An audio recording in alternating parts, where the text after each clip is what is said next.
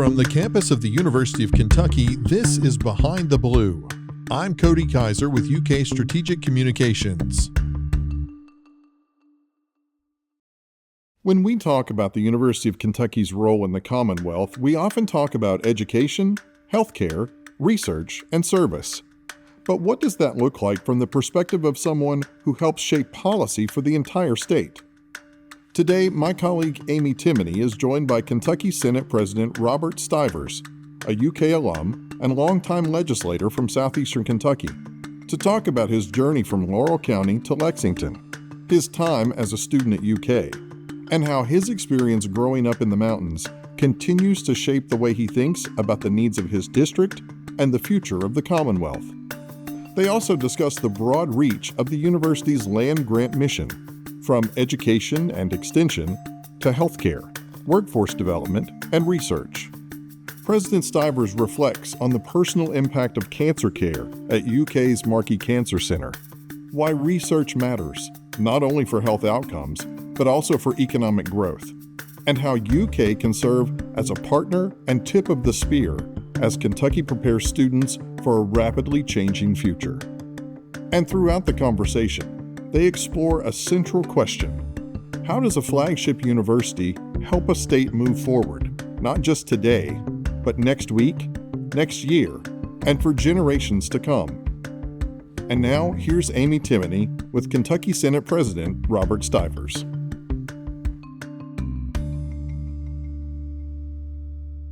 We are so very happy to have President of the Senate, Robert Stivers. Thank you so much for joining us today. Be here, Amy.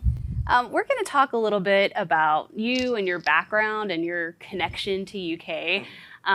Maybe also just a little bit about how important research is to you, because I know you've publicly talked about that before. But to kind of get us started, especially for people who may not know, start off by telling us a little bit about yourself and where you grew up and that kind of thing. Grew up in southeast Kentucky. My dad was a typical World War II vet coming out in 47. My siblings were born as he traveled back to the London, Manchester area, and eventually settled in London, then bought his home place in Manchester. And so that's where I grew up, was between London and Manchester. And eventually in my adult years, because that's where the majority of my family has hailed from, stayed in Manchester to make my residence. Tell me a little bit about growing up in southeastern Kentucky when you would come to Lexington. What were kind of your impressions of UK before actually attending the university? Well, it was a big campus. You know, coming to Lexington was a big deal. You know, you got to be old enough to remember the Phoenix Hotel and Stall Field. And Memorial Coliseum is not the Memorial Coliseum that it was when I was a little boy, but I actually attended my first games there and went with my brother in the late 60s and early 70s. He lived on Rose Street. And so it was easy to walk over to the ball games, and that was my impression. It was like, this is really big, because when you come from a small town, you know, the university campus was bigger than our whole county in total population, so this was the big city. What made you decide to attend UK? Well, my brother had gone here and done his undergraduate, and it was the University of Kentucky business program, and that's what I wanted to major in. Was in industrial management, and that's what I did major in with a minor in economics, and that seemed best suited to me.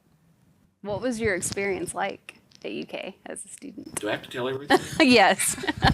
Oh, no. I can't do that. Okay, what I can tell you. It was a good experience from the perspective of meeting a lot of people, new. Some people here, but not many. One of my really good friends had been here, and we got together, and so he introduced me to a lot of other people. And again, I lived on Rose Street because a lawyer friend of my dad's owned an apartment complex there. So I lived on Rose Street. It made it easy to walk to classes, except to Taylor Hall, which was all the way across. And, you know, nothing like walking to Taylor Hall to take a class in January when you live on Rose Street. Think about that. That was all the way across campus. Got a lot of parking tickets because I didn't like walking that far. It was, most of my classes were in the business college. Some were in Whitehall, and that, it was just kind of intriguing to see college life in a big campus. And so it was fun. Probably should have had better grades than I did, but that's probably not uncommon. Got to know a lot of the different places here, besides the various academic places. M.I. King was the library. You didn't have the library that they have here now. So that was an easy walk. So it was good, but I got to know places like Two Keys and few watering holes, but not too many. Well, when you think about your time at UK, was there anything during your time here that kind of like made you think more about the state as a whole and maybe what your future would be? As to what future plans, I thought, well, I was going to try to go into business, get into something of that nature. Didn't even think about going on to law school at that time. But that probably opened my eyes more to the state. This seemed like the really big city, even though it's not the largest city. And then we had a lot of friends from Northern Kentucky that were going to UK, a lot of people from Louisville. And then met a lot of people from Western Kentucky. Particularly, it seemed like not necessarily Bowling Green, but Owensboro and Paducah. And then you figure out how long this state is when you go out to Paducah. That's a long ways. So it really enlightens you as to the diversity, and that's flatland out there compared to where I come from. And that was just different. And so personalities, life experiences, geography, it brings a different perspective to you when you get to meet the people and actually go to the different places and visit with them. Was there a specific moment that you remember when you felt like you wanted to serve publicly?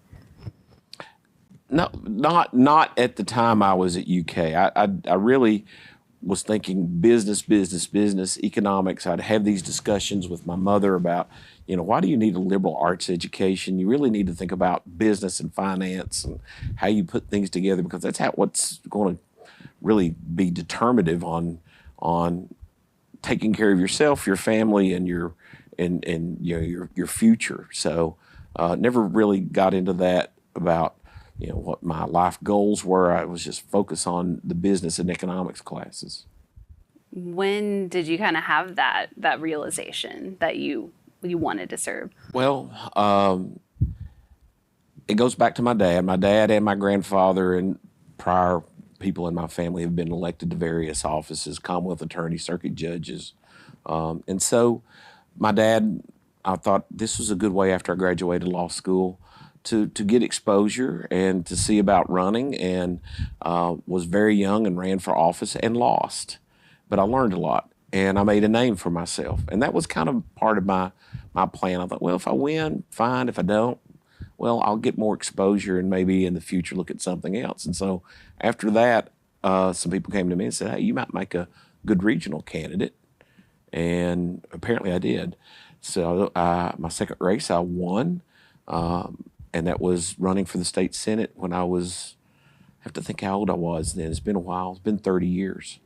So it was a kind of an odd and peculiar district, but I won it. Went from Manchester to Moorhead, as we talked earlier. 6 counties almost straight up and down. But I enjoyed it and have continued to enjoy it, and found out that I could make a difference in it. When you are kind of out and about talking about your district today, how do you describe it to people who may be on the other end of the state or another part of the country? We were talking about this, earlier about swinging bridges. When you're in the mountains of eastern Kentucky, you have a lot of rivers and a lot of creeks. And so it's different when you have 2 inches or 3 inches of rain, you hear about the flooding. Well, it's one thing to be out in Paducah and have a flat surface and put 2 inches of rain on. It's another thing to have basically a mountain on one side, a mountain on the other, and all the water run down to the river. That's what causes the flooding. So when people come over, they like, wow, it's harder to travel here. It's, it's sometimes cooler here. The rivers, it's not flat. You don't have the crops here like you have in Western Kentucky. You don't have the big buildings. And so you're building on the creek banks, you're building on the mountainsides. And so it's hard for people to understand that until they visit it. But then when they get there, a lot of them really like it. Yeah, it's a beautiful part of the state, that's for sure. When you are talking to your constituents in your district, what do you think are maybe the top 2 or 3 things that you would kind of identify as like their needs right now? What are they most concerned or passionate about? Jobs. Everybody wants a good job, and they want access to good jobs.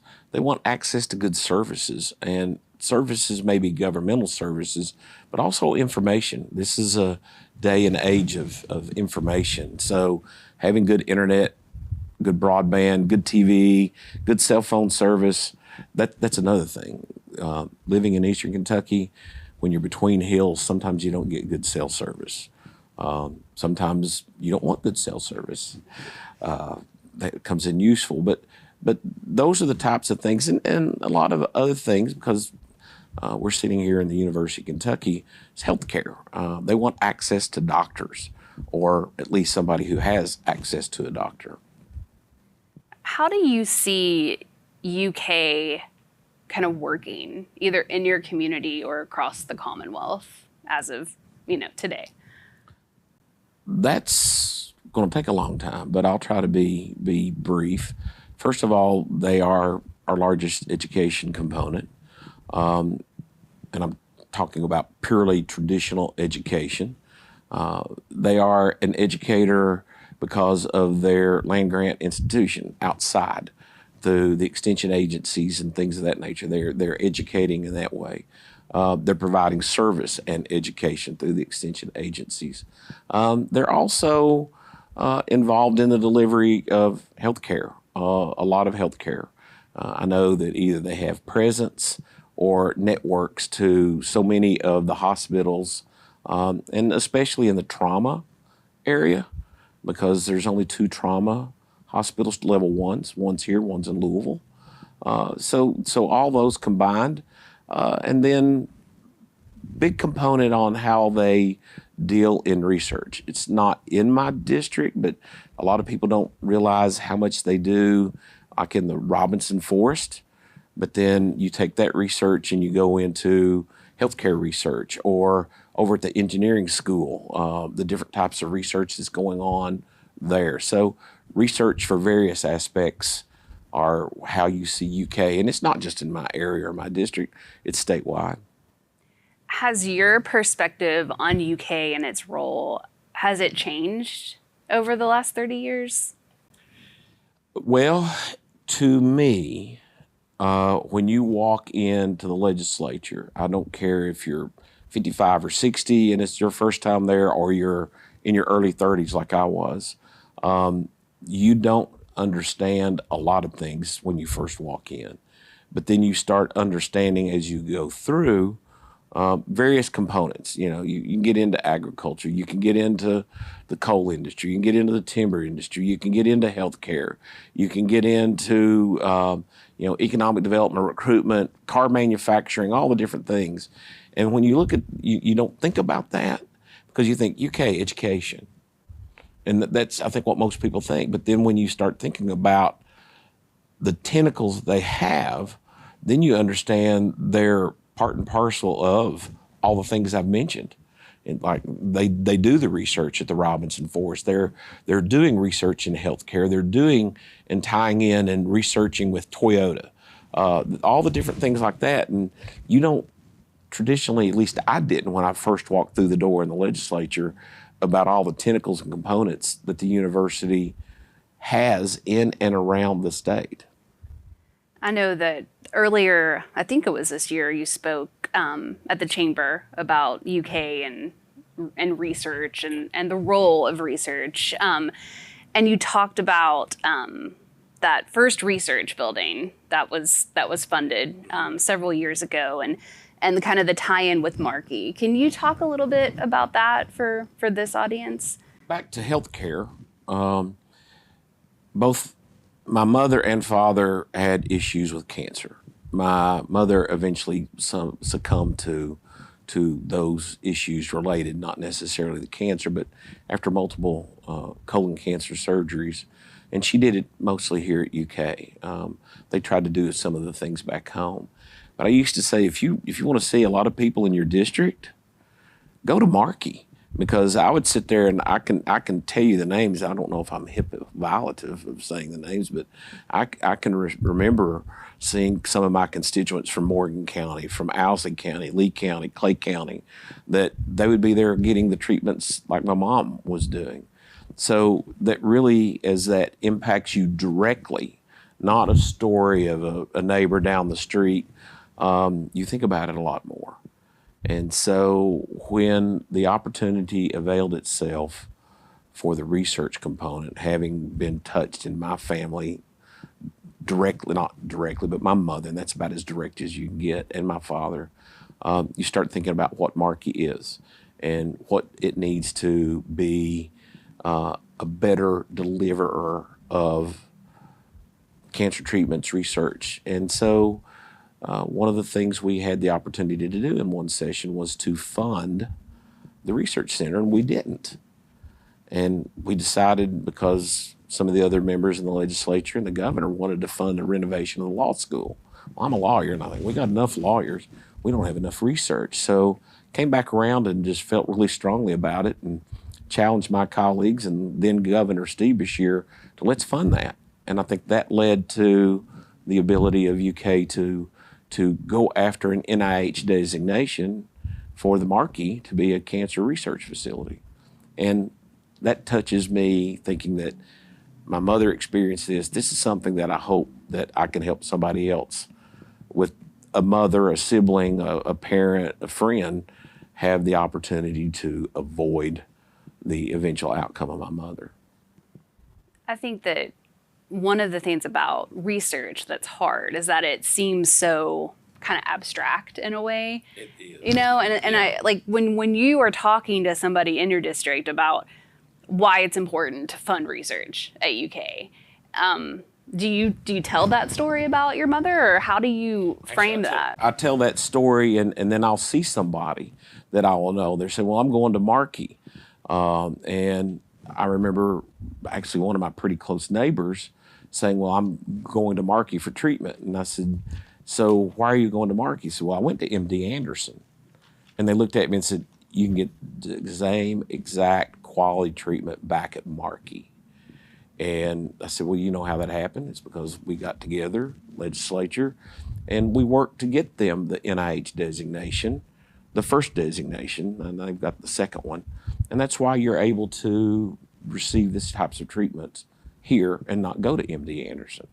Yeah, so that's when you talk about that, because there's other diseases, but it seems like more of our population is touched by cancer than anything else. Absolutely. I think cancer was one of the big things that people think about when they think about research and its importance. But you did also mention kind of the technical example of how research also can power economic development and economic impact. Can you talk a little bit more about that and how important that is to the state of Kentucky? Well, when you're thinking about, let's talk about the Robinson Force, but let's back up to Markey. So you get the facility here, and it gives them the ability, and then we funded more money so they could go after the NIH designation and then the comprehensive designation, which gives them the ability to do more type of experimental protocols. That's what most people think about in research, is that, okay, we may have a new drug that will help you with colon cancer or some type of heart disease or breast cancer or any of those. That's what they generally think about, but they don't realize that who's doing this research. You're bringing in people that are valued assets, personal assets that they're bringing in big salaries that generate and flow and have that economic ripple effect in the community. But then when you hear about that, other companies or entities will locate here because they want to partner in the research. Then I'll go to the Robinson Forest. Well, foresting is a big component of our Eastern Kentucky economy. And so the research there helps them to keep a strong forest and reforestation program. So then you can apply that to that side of the state, but then you want to go to the other side of the state, and you're talking more about how do we have better yields and harvest of corn and soybean?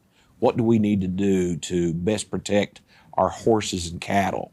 We're a big cattle producing state for a small size, and then everybody knows about our horse racing industry. But that's how it impacts the economics. And then naturally, we've already talked about Toyota and the engineering program. It plays into them because they're going to throw things this way to say, can you help us with the research? And back and forth. So it touches all types of different components like that. Research creates economic opportunity. Another aspect of something that you mentioned a few minutes ago when you talked about what was important to your constituents, jobs. And I think that is on the mind of so many people right now, especially as we hear more and more about AI and making sure that students are prepared for employment in this new kind of reality. How important is that to you? Well, it is very important. In fact, we've had some discussions about that among my colleagues, and actually had this discussion with President Caputo not long ago. The jobs today, what will they look like not 15, 20 years from now, 2 or 3 years from now?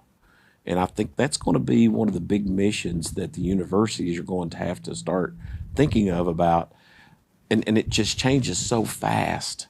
We were making decisions for 5 and 10 years down the road. Now I think it's like, what's it going to look like in 2 years? How does AI play into that? What jobs does it take? But what jobs does it create? Or what jobs does it enhance? And I'm too old to figure that one out. Where do you I need my 9-year-old granddaughter to come tell me.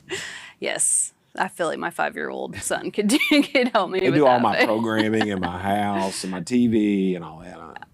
I just need to know how to click buttons. I'm being a little facetious, but not far. No, but I mean, I think it's a good point. And I guess what role do you see UK playing kind of as a partner with the legislature in that future? Well, I'm going to say UK and all our universities, they better be working with us extensively to tell us what the future is, what they need funded, maybe as important, maybe as what they don't need funded. Let's don't create classwork, coursework, curriculum that people can't be employable. What are the jobs of the future? And they're best suited.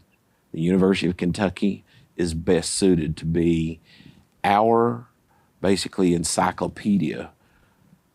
Do we even have encyclopedias anymore? But our encyclopedia of what we need to do next in educational progression under this new and different age.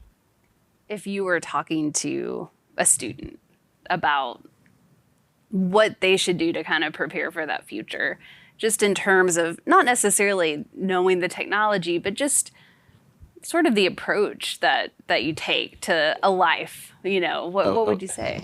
Okay, now when you say we're talking to the student, let me ask you, how are we talking? Are we texting, or are we sending an email, or are we actually verbalizing our communication? I want to ask you that. FaceTime. Okay, so we're FaceTiming. Yeah, we're FaceTiming. People say they talk to me, and I said, I've never talked to this person. Well, I sent you an email. Well, that's not talking to me.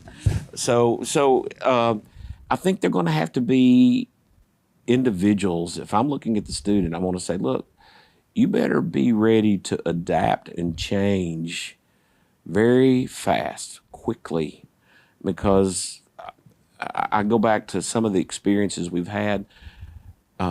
there was a medical records bill we did a few years ago, and they said, this is state of the art. This is going to get us 5 years from now before we even have to look at it. Very next session we came back, had to change the whole thing because technology had changed. That applies to everybody. You're going to have to be very adaptable with your skills and trainable to train, retrain, adapt, and readapt. And that may be more suited than to try to focus in one area, but be more broad spectrum in your educational opportunities. What gives you hope when you think about Kentucky's future? I think we're geographically very well located. I think we have something about our four seasons that people really like. I think there is plenty of resources. We can be agrarian. We are in the mining timber industry. We have a lot of diversity when you think we go from a mountain point that's almost 5,000 feet to the Mississippi River. And I think people like to see that. I think our education is really on the uptick with the way we've funded things, be it through K through 12 or the university system. And I think we've created a really good economic environment over the last 10 years.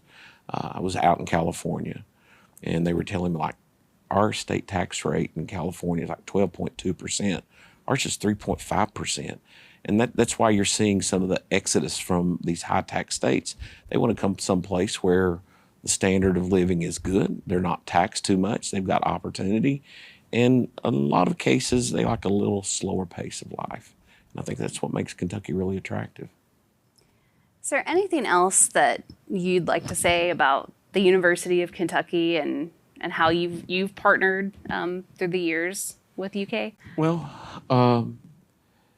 healthcare, education, I think through the leadership as it goes through here, they think of us as maybe a basketball school, or maybe, unless you get two of the coaches debating whether it's a football or basketball school, we don't know which one.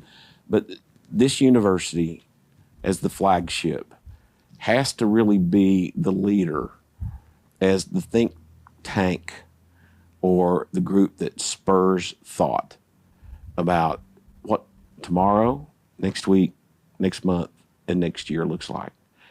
And in this, they need to be very neutral in their philosophical, political opinions. Not left, not right. I think we're probably seeing a little bit too much politics in, how we should try to think. Philosophical, stay away from. Let's get down to the computer science. Let's get down to the math. Let's get down to the science.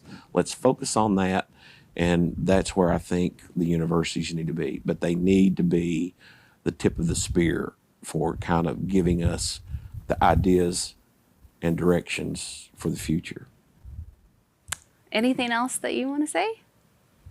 Well, I think it's all pretty good. I think you look around here, I think the crane is the bird of the university.